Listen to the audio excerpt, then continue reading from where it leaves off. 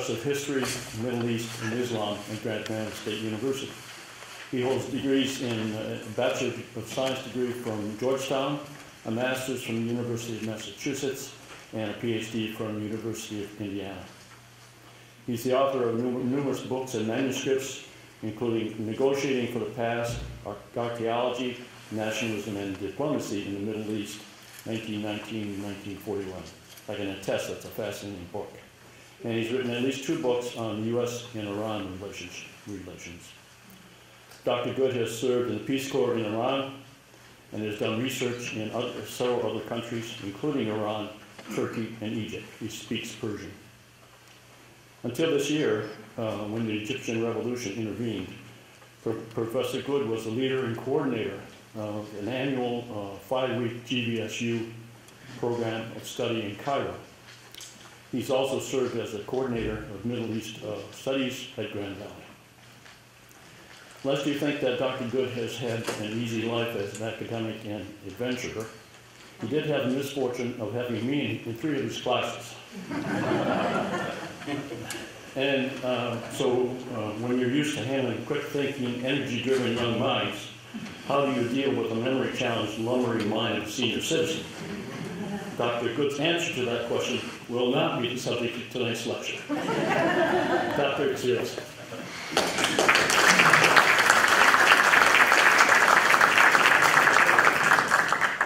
That was a great introduction. Thanks very much. I'm really pleased to be here tonight and to see so many of you come out on this not very nice evening. But then it's supposed to be like this all week, so I guess we have to get used to it. I had a few copies of the outline for my talk, and I'm not sure how far they got, but anyway, I'm saying you could make other copies here, I think, if you want to have your own very own copy to take home with you. Anyway, I better launch right into it. We're planning about an hour of my presentation and then have time for questions, which I hope you'll have at the end. The first part of the outline, I'm talking about what I call essentializing Islam.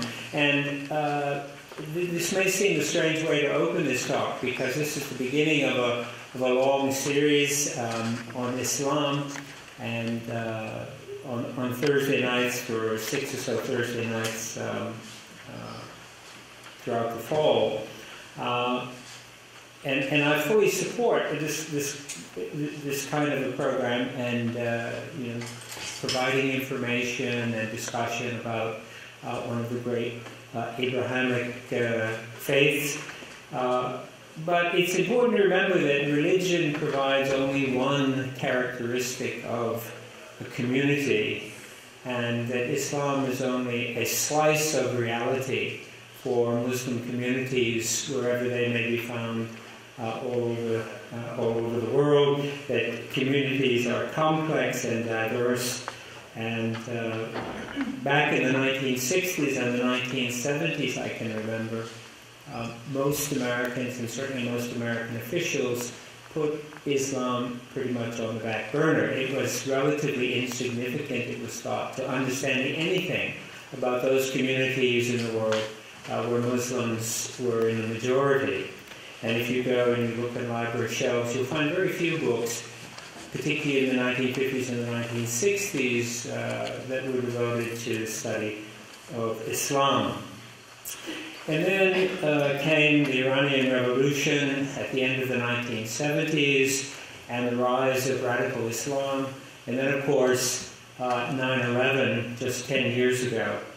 And as a result of that, a kind of reductionism has taken hold in the scholarly world. And now the argument seems to be that we can understand nothing unless we understand Islam, and that is all we need to understand. So I think we need to steer a middle course between these extremes. And what I would like to emphasize, and hopefully you take away tonight, is the complexity of Islamic communities, and the fact that there's much more in Islamic communities than Islam. Although we use the term Islam to describe them, there are many other characteristics. And if you think of applying this to, say, Christian communities or Jewish communities, the element of faith may or may not be the most important characteristic for individuals within those communities. Now, I want to talk about the historical relationship between Islam and Christianity. We're talking here about 14 centuries of history, so I'm not going to go into this in much detail. The history of this relationship, Islam began in the early 7th century through the life of the Prophet Muhammad, and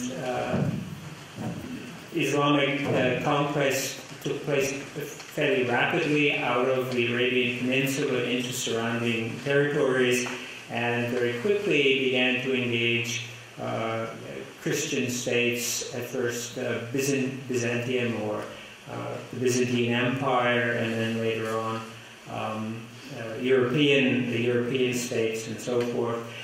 So there was a series of military conflicts between the House of Islam, as it was called, and the Christian lands and so forth. And then, of course, there was the reconquest of Spain from Muslim forces, a series of reconquests that took place between the 10th and the 14th century, and then the Crusades, which we're more familiar with, that took place in the Holy Land in the 11th and 12th centuries, and then later conflict in southeastern Europe and Central Europe at the time of the Ottoman Empire. These were times when Muslim states were powerful and they were expanding.